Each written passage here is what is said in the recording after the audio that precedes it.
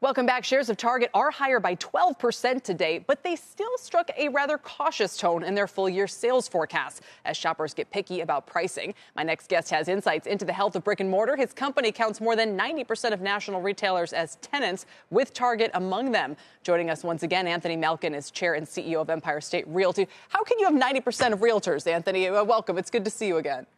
I mean, 90% of retailers. Nice to see you. Yeah, welcome. Well, 90% of our NOI from retail is from national retailers, is what we mean to say in that. So it's not all local small shops. It's national retailers. Yeah, and I've always heard, I'm curious what the philosophy is. It always feels like there's so many towns that say, no, we don't want national chains. We want local. And they always feel like once you give way to a national chain, they can come and go. And I don't know, maybe that's out of date thinking. What's your mantra about all of this? We like credit, and we like prominent retailers who provide good services to our tenants. Okay, so you seem to have a number of those. How are they doing? How are the cash flows? How are the sales?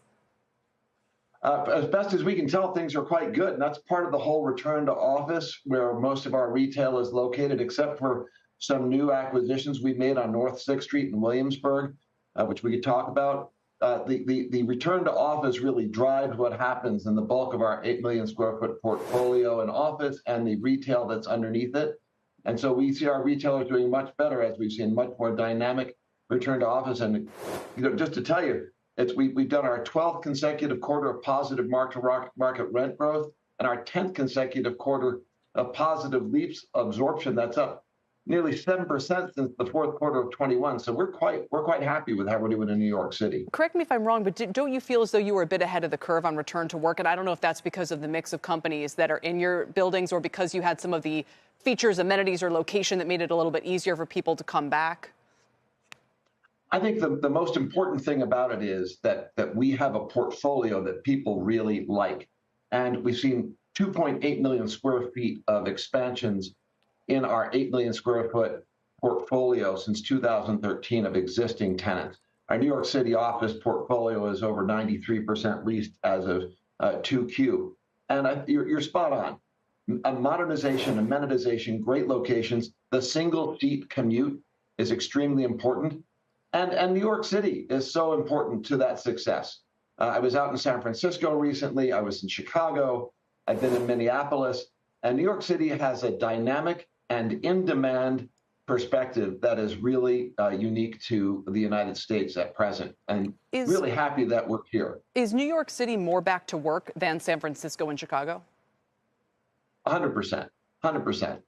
And I think the great thing about New York City is how dynamic it is and how much people want to be there. That's where they want to start their lives, meet their spouses, hang out, get culture, shop. I mean, by the way, the expansion we've made into North 6th Street in Williamsburg in retail, it's all part of the dynamism of New York City. It's got one of the most incredible demographics of New York City. Yeah. It's got stronger demographics than virtually any other major city submarket that you can find in the United States.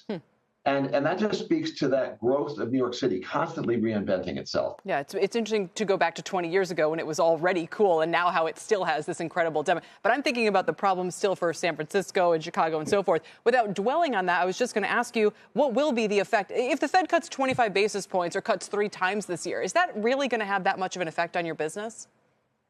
Yeah, boy, it sounds to me like both parties have awfully inflationary policies. As we've discussed, we have no exposure to floating rate debt.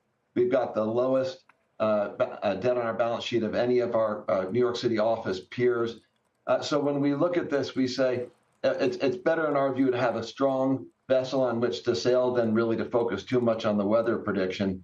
But my only concern would be that if the interest rates come down, due to economic slowdown, that's not much of a boon. That said, we feel very comfortable in any circumstance with highly desirable office assets in great locations, over 93% leased, and our new exposure. Remember now, since 2013, we really didn't buy anything. And then just in the last 30 months, we've signed or contracts for or bought over $630 million of residential and retail property. Wow. So we feel good about where we are, and we feel good about the demand dynamics of New York City. Well, and you've been able to be opportunistic at a time when many are sidelined because of those issues that you mentioned with rates. And I'm sure on the margin, this will help. We'll check back in maybe after a few of them and see how it's going. A few of those rate cuts, I mean. For now, Tony, thanks.